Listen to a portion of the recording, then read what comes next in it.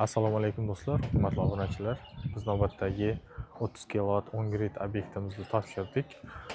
Bu obyektimiz Samarqand viloyati Samarqand shahrida joylashgan. Bu obyektimizda Haymu X10 panellaridan qo'yib berganmiz. Bu obyektimiz 30 kW 10 grid. Bu obyektimizda konstruksiyalarini atsinkovkadan qilingan, ya'ni zanglamaydigan metaldan qilingan.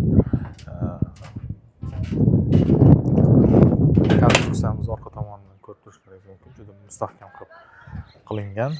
Bu yoqda yana bir qismi.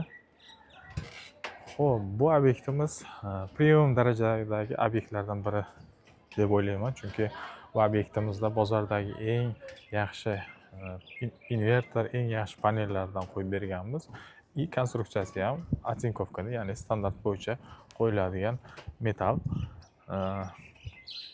Xo'p do'stlar, bu obyektimiz, ya'ni bu stansiyamiz klientimizga 120 millionga tushdi. Agar siz ham quyosh elektrostansiyalarini qo'ymoqchi bo'lib yurgan bo'lsangiz, bizga bemalol murojaat qilishlaringiz mumkin. Ya'ni premium darajadagi stansiyalarni qilib beramiz. Bemalol bizga murojaat qilishlaringiz mumkin. Hamma ma'lumotlarni aytib o'tib ketdim.